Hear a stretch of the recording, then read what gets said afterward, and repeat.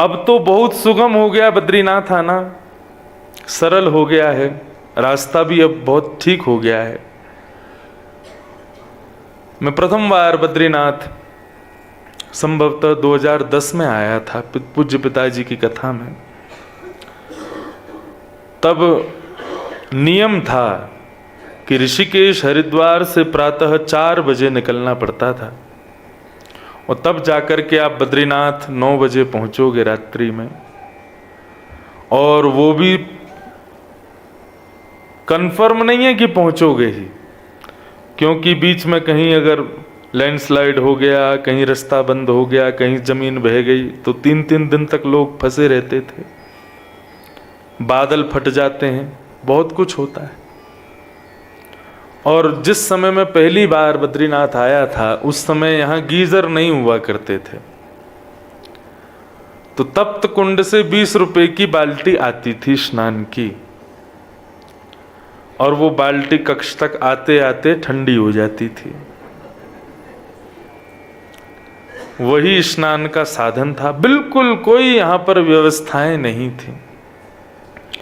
पूज्य पिताजी महाराज ने तो अपने जीवन के बद्रीनाथ की प्रथम कथा की थी शायद 82 में, 1982 में, बहुत वर्ष पहले। तब तो यहाँ कुछ भी ऐसा साधन था ही नहीं।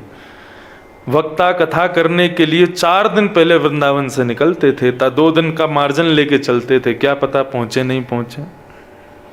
और फिर कथा विश्राम के भी 5 दिन 6 दिन बाद की डेट कहीं देते थे कि आने जाने का कोई पता नहीं है। तो इतना दुर्गम था मार्ग बद्रीनाथ का। तो सोचो, बद्रिक आश्रम में जब भागवत की रचना हुई तब उस समय व्यास जी ने यह भी विचार किया होगा, ये भू वैकुंठ है, यहां पर आना सरल नहीं है, यहां पर आना सहज नहीं है, लेकिन यहां आना मानव के लिए अत्यंत आवश्यक है, क्योंकि नारायण उसके लिए यहां तप कर रहे हैं। कुछ नहीं तो केवल धन्यवाद ज्ञापन के लिए मानव को आना तो चाहिए। तब अनेक चिंताओं के मध्य में एक यह भी चिंता थी श्री वेदव्यास जी को कि इस बद्रिक आश्रम का लाभ कलयुग के मानव को कैसे मिलेगा। तो उन अनेक चिंताओं में एक यह भी चिंता उनको सता रही थी कि बद्रिक आश्रम गेहे गेहे जने जने कैसे पहुंचे, हर व्यक्ति को इस बद्रिकाश्रम का आश्रय कैसे प्राप्त हो। तब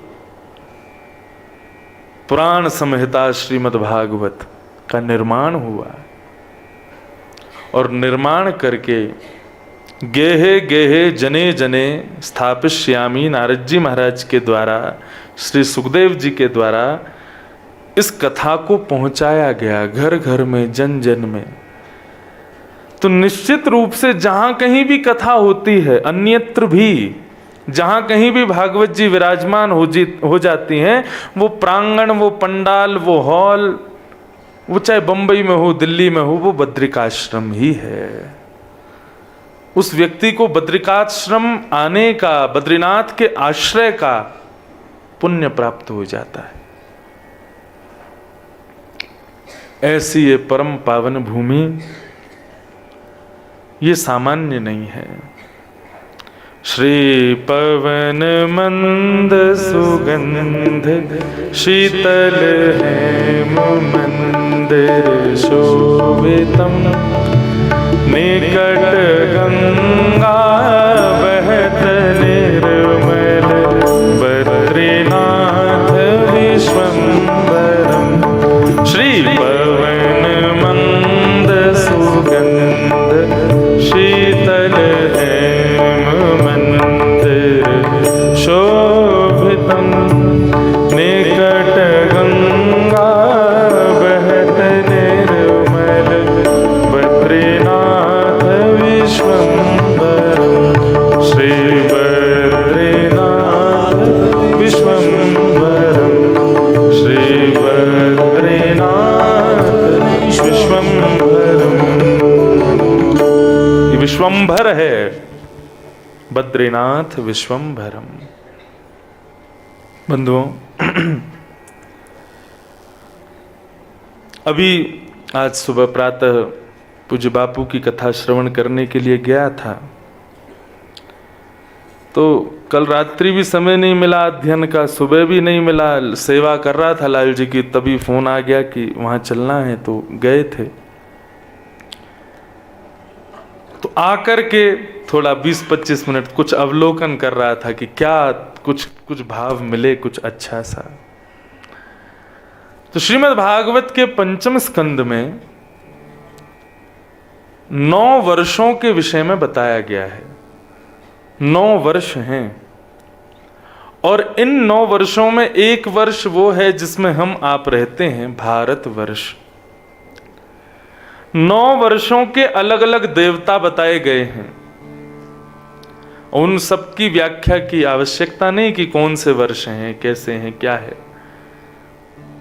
बस ये है कि किसी वर्ष में भगवान नृसिंह की पूजा होती है, प्रहलाद उनके अर्चक हैं। किसी वर्ष में राम जी की अर्चना होती है, हनुमान जी उनके अर्चक हैं। ऐसे समस्त वर्षों के बारे में बताते हुए जब भारतवर्ष की चर्चा हुई तो भारतवर्ष में प्रधान देव कौन है और उनके अर्चक कौन है, तो श्रीमद् भागवत के पंचम स्कंद में भारतवर्ष का वर्णन करते हुए कहते हैं, भारतेपि वर्षे भगवान नर नारायणाख्य। भारतवर्ष के प्रधान देव कौन है? बोले नर नारायण। ये भारतवर्ष के प्रधान देव हैं। और इनके अर्चक कौन हैं? बोले कि स्वयं श्री नारद जी इनके अर्चक हैं। नारद जी महाराज इनकी सेवा करते हैं। पूरा वर्णन लिखा है यहाँ पर कि 6 महीने के लिए यहाँ पर अर्चक के रूप में नारद जी विराजते हैं। 6 महीने के लिए भगवान बद्री विशाल अपनी सेवा का सौभाग्य हम मानवों को देते हैं। तब अर्चना करते हुए नारद जी महाराज भगवान से प्रार्थना करते हुए एक श्लोक कहते हैं, और वो श्लोक इतना भाया, लगभग 1 घंटा में ये श्लोक की ही ना जाने कितनी पुनरावृत्ति करता रहा। कितना सुंदर भाव श्री नारद जी महाराज कहते हैं ठाकुर जी से। नारद जी कह रहे हैं, तन्नः प्रभो त्वं कुकलेवरार्पिता।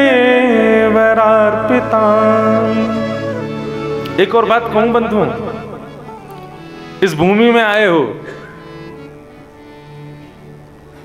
ठाकुर जी के सन्मुख बैठ करके, या ठाकुर जी के सन्मुख ना बैठ सको, गंगा जी के सन्मुख बैठ के, माना गांव में बैठ के, नारायण पर्वत या नर पर्वत पर बैठ करके, कहीं एकांत में बैठ के जो भी भागवत का श्लोक याद हो ना, उसका मनन चिंतन करना। ये भागवत की भूमि है। हमारे प्राण सर्वस्व, हमारी जीवनाधार भागवत यहाँ प्रादुर्भाव हुई है। यहाँ के रोम रोम में, यहाँ के प्रत्येक वृक्ष वल्लरियों में, यहाँ की वायु में, सब जगह भागवत के श्लोक विद्यमान हैं। इसलिए भागवत के श्लोकों को कंठ करके जो भी आता हो उसको जरूर गान करना। यहाँ पर आगामी 6 दिन और बचे हैं आपके पास, रोज करो। तो नारद जी कह रहे हैं, तन्नः प्रभो त्वं कुकलेवरार्पिता त्वन्माययाहं ममतामदोक्षजम् विन्ध्यामयेनाशु वयं सुदुर्भिदा विदेहि योगं त्वयि न स्वभामिति। 6 महीने तक जब यहां कोई नहीं होता, तब नारद जी महाराज अर्चना करते हैं श्री बद्रीनाथ भगवान की। और बद्रीनाथ भगवान की अर्चना करते हुए नारद जी महाराज कितनी अच्छी बात कह रहे हैं। देखो, भक्ति का ये मूल स्वरूप है जो नारद जी कह रहे हैं। अपनी जिम्मेवारी भी अपने ऊपर मत रखो, वो भी ठाकुर जी पे छोड़ दो, वही भाव है। लेकिन कितने अच्छे ढंग से कहा है, बहुत अच्छा भाव। तन्नः प्रभो त्वं कुकलेवरार्पिता। हे भगवान, आपको भले ही बुरा लगे, लेकिन मैं आपसे स्पष्ट कह दूं, ये जो कुकलेवर आपने हमको दिया है ना, कुकलेवर समझे? कलेवर माने शरीर और कु माने कु माने नस्वर, काम क्रोध लोभ मोह आदियों से ग्रसित। कु माने अपवित्र। आपने जो ये हमको कलेवर, ये जो हमको देह दिया है ना, ये आपने हमको दिया है। और एक बार और कहूं प्रभु, नारायण भगवान नाराज हो गए, बोले एक तो हमने देह दिया, दूसरा तुम इसको कुकलेवर कह रहे हो। मतलब सामने वाला व्यक्ति आपको कोई अच्छा उपहार दे और आप उस उपहार की अवहेलना करो। भगवान कहें हमने एक तो तुमको कलेवर दिया, एक तो शरीर दिया, ऊपर से तुम इसको कुकलेवर कह रहे हो। तो नारद जी अपनी भाव बदल देते हैं, बोले नहीं, आपने तो हमको देह दिया, लेकिन इसको कुकलेवर किसने बनाया? भगवान बोले हाँ ये कहो ना, हमने तुमको शरीर दिया, अब इसको दूषित किसने किया? नारद जी तिरछी नजर करके बोले त्वन्माययाहं ममतामदुक्षजम, आपके द्वारा ये शरीर मिला और आपकी ही माया ने इसको कुकलेवर बना दिया। हमारा कोई दोष नहीं है भगवान। नारायण भगवान बोले तुम मतलब पूरा दोष मुझे ही दे रहे हो? बोले है ही है आपका। शरीर आपने दिया था हमको, लेकिन जब हमारा जन्म हुआ था तब हम कैसे थे? शुद्धोषि मुक्तोषि निरंजनोषि संसार मायाम परिवर्जितोषि संसार मायाम परित्यज्य निद्राम मदालसा वाक्य उवाच बालम। जब आपने हमको शरीर दिया था तब हम कैसे थे? अत्यंत शुद्ध थे, मुक्त थे। संसार मायाम परिवर्जितोषि, संसार माया से हमको कोई परवाह नहीं थी। हमारी इच्छा नहीं थी कि जब हमारा जन्म हो तो माता पिता ढोल नगाड़े बजाएं, ना उनके ढोल नगाड़े बजाने से हमको प्रसन्नता थी, और ना हमको गोद में लेकर के गाली देने वाले हमारे किसी भी परिजन के द्वेष से हमको कोई बुरा भी नहीं लग रहा था। क्यों? उस समय हमारे भीतर दोष नहीं थे, हम शुद्ध थे, मुक्त थे। लेकिन धीरे धीरे धीरे धीरे त्वन्माययाहं, आपकी माया में जैसे ही हमने प्रवेश किया तो आपकी माया ने हमारे अंदर अहमता, ममता, राग, द्वेष, अभिनिवेश, अहंता, ममता, इन सबको जन्म देना प्रारंभ कर दिया। भगवान श्रीमन नारायण निर्वाक हो गए नारद जी की बात सुन के। बोले बात तो सही है तुम्हारी। बोले मैं गलत हो ही नहीं सकता भगवान, शरीर आपने दिया और इस शरीर को जिस माया में आप घुमा रहे हो ये माया भी आपने ही बनाई है। तो इस शरीर में जितने भी दोष आते हैं वो माया से आते हैं, माया आपने बनाई। तो इनडायरेक्ट वे ही सही, शरीर को कुकलेवर किसने बनाया? आपने। लेकिन हम आपके दास हैं इसलिए आप पर आरोप प्रत्यारोप तो नहीं लगा रहे हैं, लेकिन भगवान कान पकड़ के दृष्टता क्षमा करना। अब शरीर तो कुकलेवर बन गया है, आपकी माया से दूषित हो गया है। अब इसको सुधारने की जिम्मेवारी आप हम पे छोड़ देते हो कि इसको सुधारो, इसको पवित्र करो, इसको निर्मल बनाओ, इसको शुद्ध करो। अरे जब देह आपने दिया, बिगाड़ा भी आपकी माया ने और माया भी आपने बनाई, तो फिर शुद्ध भी आप ही करो। इसको हमारे बस का नहीं। और फिर क्या कहते हैं? विंध्याम येनाशु वयं सुदुर्विधम विधाहि योगम त्वयि न स्वभामिते। यदि आपकी माया इस शरीर को बिगाड़ सकती है तो निश्चित ही आप जानते भी होंगे कि ये शरीर सुधरेगा कैसे। इस शरीर की जितनी भी दूषितताएं हैं वो सब पवित्र कैसे होंगी, आप निश्चित जानते हो भगवान।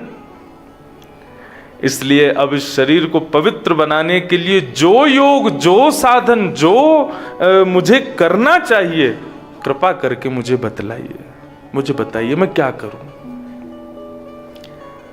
ठीक है, देह आपने दिया, माया आपकी, बिगड़ा आपकी कृपा से है, सब कुछ आपकी वजह से है, लेकिन हम आपको श्रमित नहीं करेंगे कि आप ही इसको पवित्र करो, हम कर लेंगे, लेकिन मार्ग आप बताओ किससे पवित्र हो। एक भजन गाता हूं ना मैं, जहां ले चलोगे वहीं मैं चलूं। वही बात नारद जी कह रहे हैं। हम लोग अपने ऊपर विश्वास करते हैं, गीता जी को घर में ले आएंगे, रामायण ले आएंगे, भागवत ले आएंगे, उनका पाठ करना प्रारंभ कर देंगे। क्यों? इसके पाठ से अब मैं पवित्र हो जाऊंगा, इसके पाठ से अब मैं शुद्ध हो जाऊंगा। आप नहीं हो पाओगे। पूर्ण शरणागत के भाव से गीता जी को प्रणाम करो। मैं आपको इस भाव से पढ़ रहा हूं कि मेरे भीतर जितनी भी कुषित वस्तुएं हैं उन सबको नष्ट करो। आपको करना ही पड़ेगा। आपका ये सिद्धांत है कि आपके शरण में आए गए को आप निश्चित ही मुक्त करते हो भगवान। ऐसे ही नारद जी महाराज कह रहे हैं, विधाम ये नाशुभयम सुदुर्विधा। आप मुझको कोई पवित्र भाव बताओ, पवित्र मार्ग बताओ, जिससे मैं खुद को मंगल कर सकूं, खुद को आनंदित कर सकूं, आपके शरणागत के योग्य बना सकूं। ऐसी कृपा मुझ पर कर दो। आह, शायद सूरदास जी का पद है, नाचो बहुत गोपाल अब मैं, नाचो बहुत गोपाल अब मैं। गाइए, नाचो बहुत गोपाल अब मैं, नाचो बहुत गोपाल अब मैं, नाचो बहुत गोपाल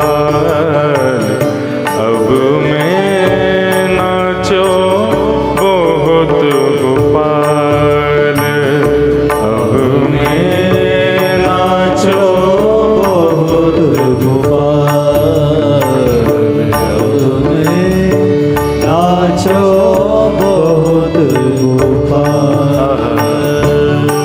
ओ काम क्रोध को पहर चोलना, काम क्रोध को पहर चोलना, काम क्रोध को पहर चोलना, काम क्रोध को पहर चोलना, कंठ विषय की माल अब मैं, कंठ विषय की माल अब मैं, नाचो बहुत गोपाल अब मैं, नाचो बहुत श्री सूरदास जी महाराज कह रहे हैं, हे नाथ, मैं बहुत नाच लियो। नाच लियो को मतलब ये सब संसार के जितने भी विषय भोग हैं, माया हैं, इन सब में मैं खूब भ्रमण कर लिया, खूब नाच लिया। हर प्रकार के दोषों ने मेरे घर को अपना मेरे शरीर को अपना घर बना रखा है भगवान। मैं नाच्यो बहुत गोपाल। और काम क्रोध को पहर चोलना, काम क्रोध चोलना मतलब वस्त्र, मैंने काम क्रोध के वस्त्र पहने।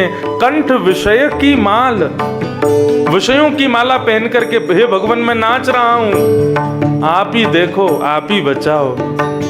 नाचो बहुत गोपाल अब मैं, नाचो। शब्द सुनिए सूरदास जी के,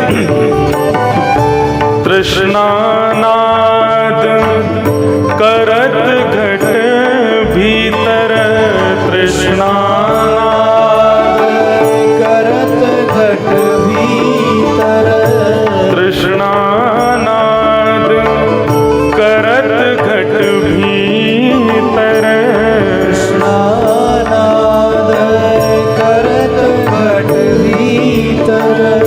पिछली बार जब मैं कथा करने आया था यहाँ पर, तो ऐसा होता है निश्चित हर बार ही कि कथा में आए हुए 200, 300, 400, 500 लोगों में से 10-5 लोग पलायन कर जाते हैं एक दो दिन में, बद्रीनाथ में रुक नहीं पाते।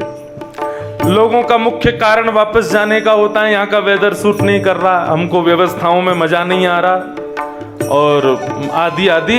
लेकिन एक बड़ा विचित्र परिवार,